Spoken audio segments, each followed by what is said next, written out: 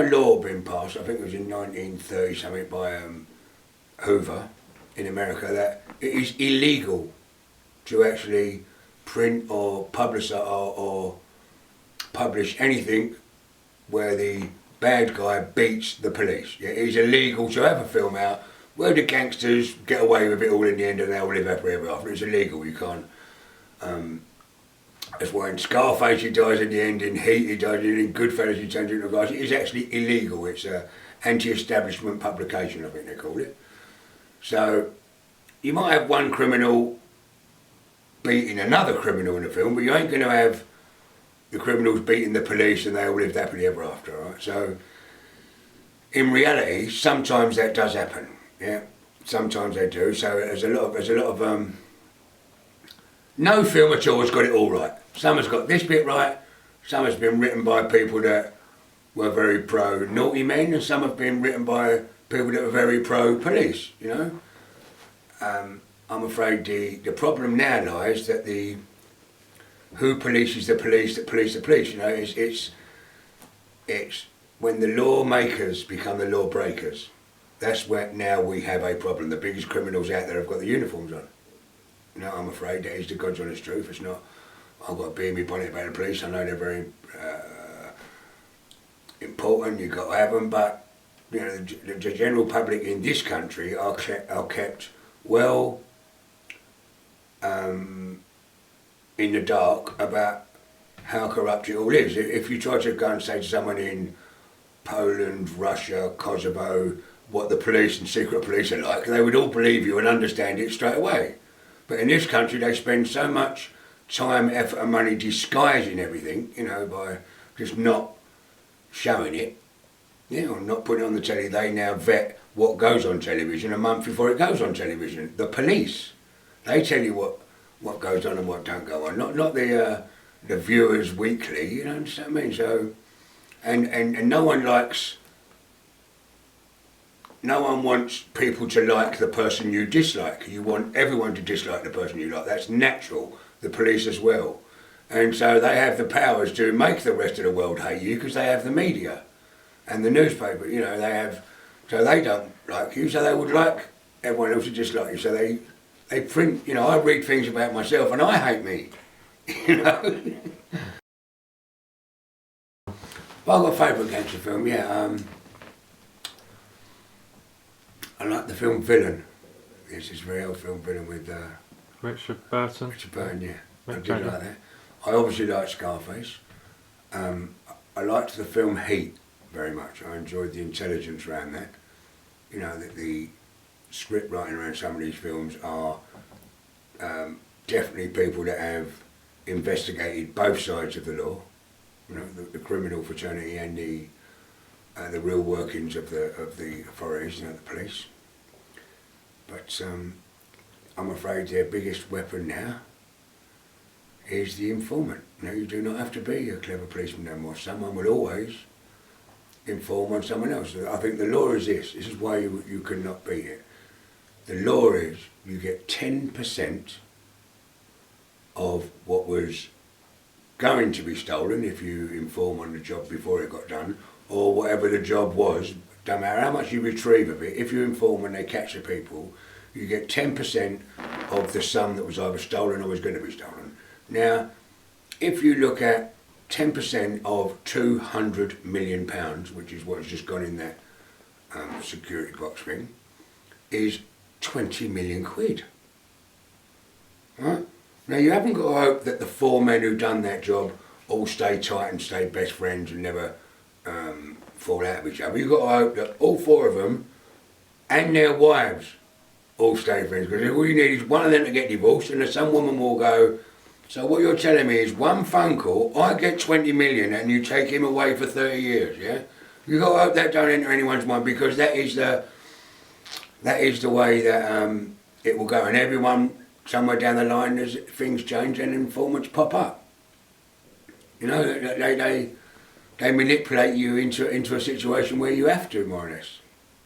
You know? So do you think, like, crime's changing, and crime has changed very much. In the future we're going to start to see different types of gangster films, because that reflection in with what's happening in society. Listen, when the Wild West was really happening, 30 or 40 or 50 or 60 years after that, then we got the cowboy films, then we got the war films, now we've got the alien and the cops and robber films, you know. But there is no more genuine street crimes that worry the police anymore financially. There is no more money in a bank to rob. They could not care less whether you run round and shoot the odd 1 or 2 people, right, or 6 people, or whatever. You know, look, England can fool a whole country if they want to, spend a year brainwashing you into there is weapons of mass destruction somewhere, and they will genuinely find an excuse to blow up a whole country and then go, oh, sorry, made a mistake. Now, if you can get away with that and allow that to happen, then they're not worried about the 1 or 2 people that get killed and shot up. You know, they have to use the media to make as if they're making a big scream about it, and they want the police to be fully armed up like they are in America, so they will keep showing certain things where the policeman is getting hurt, and in the end we'll all vote, oh, give the policeman submachine guns, grenades, and Christ knows what else. And I'm afraid the policeman is the same as anyone else. If you're around another 10 blokes and you've all got a thing in your hand, you can't help but have an hard on and go, yes, let's have it. Right, forget having a fight down a pub, let's go to a wreck. Right, well, when you're in an army as big as the police force, that even if you do something wrong, you are well in the knowledge of, my superiors will cover me before I get to court because they don't want me looking bad because I make the rest of the police look bad. So even if I make a mistake, they will put little things in. Even if I shoot someone by a mistake, they'll actually add a new little law in the thing that says, if you say I was in fear of my life when I made the decision to shoot him, you cannot get guilty. Because you have to make the odd mistake sometimes at training, so, you know, so they actually give themselves a way to shoot someone and go, I thought I was in fear of my life. Yeah, because that seems to have happened a couple of times recently, doesn't it? Of course, that guy, it'll happen. Guy who, what was it, Mayday riots, and he was a newspaper seller walking home, and the policeman whacked him with the baton, and he fell down and he had a heart attack about like half an hour later. He was found not guilty. He was caught on television and seen by people 69 million people and still found not guilty. Yeah. And it's completely forgot today. Yeah. You know, it's mental with the brainwashing powers the media has. You know, and you have to be as old as I am now to actually check the stats in your chosen profession, and you can work out what's going to happen. And if they don't catch the Wimbledon murderer, right, rather than look bad because they want the public's confidence in the British police force, they know what to do. They just nick someone, find him guilty. They know they're going to let him out on an appeal in a couple of years' time. It's not the right person, but by the time they do let him out, everyone's forgot, well, we ain't got the real one, you know, and it's the same sort of person they arrest, the same loner, retardy one that no one's going to jump up and scream about. It's happened with the Colin Stagg thing, you know, it happens. Barry George. Yeah, it's like a set pattern. Yeah.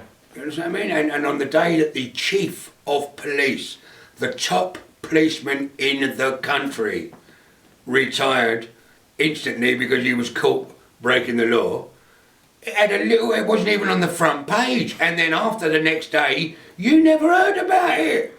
You never heard about the chief of police retired quickly before he was arrested in the bugging the phone scandal thing. You know, that's, but they are in charge. They're in charge of the media. They will carry on about, ain't it wrong that Ronnie Biggs is now going to be let out and he killed. They just harp on about that and then have the rest of the world hating someone.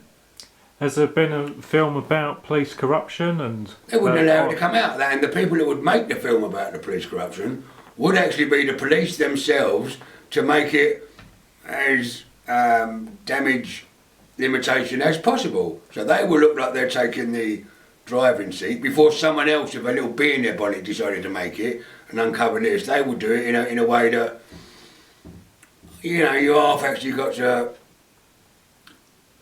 understand it. You know what I mean? If I was making a film about doormen and, yeah, or if one of my doormen got caught doing that, it would make us all look bad, I would cover him.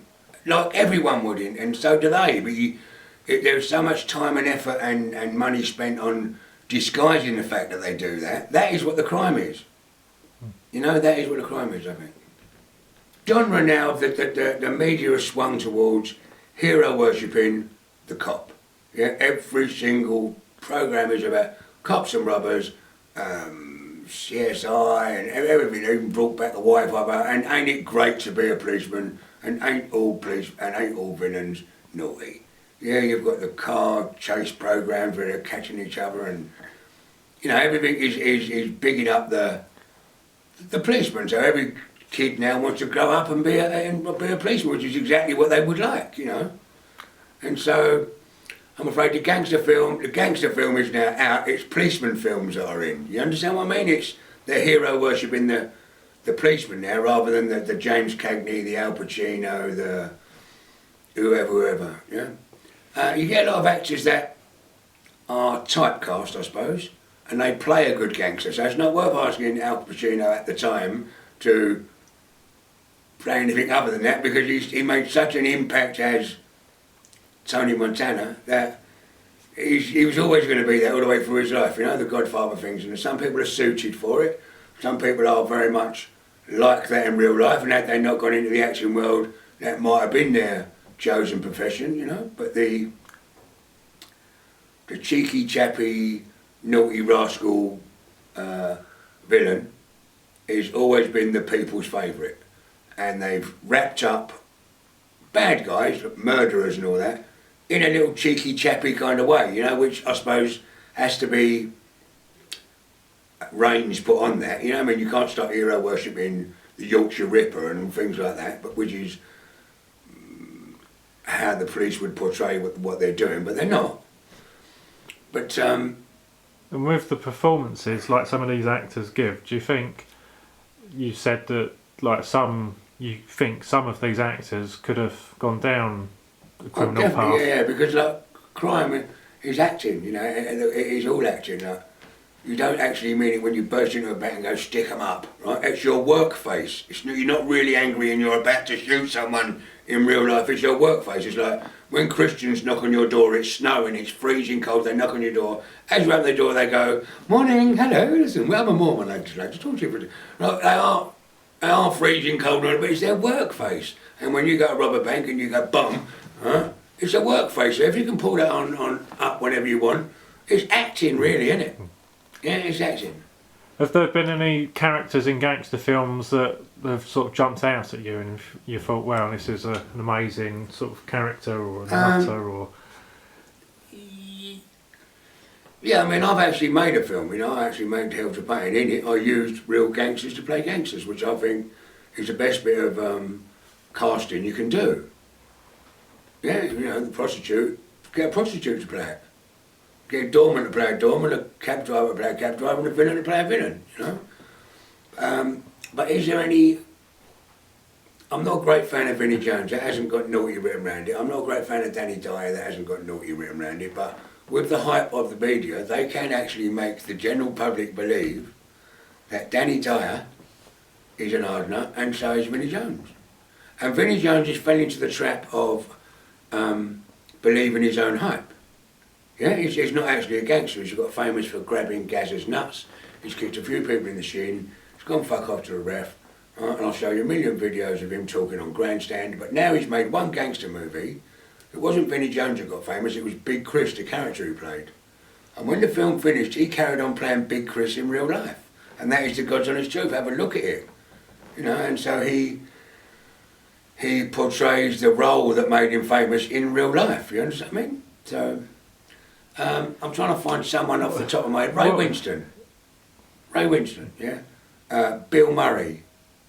What about the one film that sort of really surprised me? I wasn't expecting much about it. Is Sexy Beast, and Ben Kingsley's character. Oh, Ben Kingsley is a fantastic actor as well. You know, he plays a really good villain, but he also played a fantastic Gandhi. Yeah, so that is an actor. But the character he played in that film, the character that Ben Kingsley played in Sexy Beast, they are out there. That was obviously based on someone he knew, right? It was personality studied by himself, and they are out there. And you get little twisted people in every walk of life, but when you get a little twisted person that's actually a gangster, then you're in trouble there. You know. What about the best sort of British gangster film? Best in your British opinion? gangster film, Long Good Friday. Long Why? Good Friday sticks out to me as a classic. As a classic. Do you think Bob Hoskins sort of was Yeah, someone he that portrayed seemed the part. He authentic? portrayed the character of the time. Absolutely fantastic. You know, absolutely superb. And that was well before all this computer stuff came into making films. And that was raw. It was raw action, real. You know what I mean? Now they've got so many things. Now you've got mountains falling down and cars jumping out of wings of aeroplanes onto. You know, it's great television, but it's so far from the truth that it's a joke, you know? And is there like any scene from a gangster film that sort of stood out for you? I'm afraid the scene in my own film, Hell to Pay, where I've got Jimmy hanging up in the dungeon and giving him a clump. To anyone that's been in that situation, it's harrowing. Yeah? If you're not in that way of life, the whole film is make-believe. But if you have been a prostitute, you know, in your life, then someone playing a prostitute that gets took off and killed sends a shiver down your spine more than everyone else's. And in the naughty boy world, actually being tied up in a hostile environment where you are completely defenceless and there's people there going to hurt you, that couple of minutes before you die is horrific. Mentally, but they don't even have to touch you. It's like, you know, hyperventilating, literally shitting yourself, wetting yourself, like begging, whatever. You know, when you're about to have your life taken from you and you're handcuffed to a radiator and they're just walking around sharpening a knife, it is terrifying. So when you see things like that happening, or people imprisoned in, not prisons, you know, like imprisoned or kept hostage somewhere, if you've ever been anything like in that situation here, that bit there would be the most harrowing bit for you in the film. Or if you've been shot, you know, it's not like it's been on telly. I've got an hole in me, and it's not like what you get shot on the telly. You know, it's very painful. And there ain't none of that. I'm wounded. I'm only slowing you down. You go on without me. You know, it's the real life. The real life. Everything in real life is nothing like what you imagine it on TV. Prostitution isn't as glamorous as it looks on TV, nor is gangsterism. Prison isn't as cushy as they would make it sound. You know, you don't get raped in English prisons like you do in America. You know, there's lots of myths that are portrayed so much that it's actually generally believed it is real life, and it's almost in the history books. I know this for a fact because I know what I'm supposed to have done and said, and I know the truth. Yeah. I know the truth and I never, but it's now fact that I'm supposed to have done all these amazing, I wish I had. I'll tell you, every time I read them, one, I don't like me, right, after I've read it, and then I have to keep ringing my mum to say, Mum, I'm so sorry about what they're putting in the paper, I haven't really had any babies, you know, So with like when you're watching like TV or films, do you tend to watch other stuff rather than gangster films? No, I'll watch anything. I just point my eyes at the TV. I'm not a great follower of anything on TV. It is all, because I've been involved a lot in television, it is all facade, it is all fake. You understand me? It's not Sure. real. And you've got to look at Crime Watch with the same mentality as you look at Teletubbies. It's all bollocks. Yeah, it's all a show, big yeah, show. it's all for show. But there is foolish people. Foolish people would think that you could learn things from television and crimes and all that from television. As the same as the general consensus of opinion is, once you go to prison, you come out and you're an awful lot more intelligent in crime because they've taught you everything. Well, that's not actually the truth. The truth is this: you're going to learn nothing in prison on how to do it because everyone in there got caught. Right? Everyone in there got caught. They might be sitting there talking under the bag, but they all got caught. So no one's going to tell you how to be a master criminal because everyone in there got caught. All you're going to learn in prison is how not to do it. right? He done it wrong, he done it wrong, he done every single one in it. So if you can remember what not to do, and you still want to be a criminal when you come home, then you are a better criminal because you've learned 1,000 ways not to do it. But no one's going to teach you how to do it great because they've all got caught. You understand what I mean?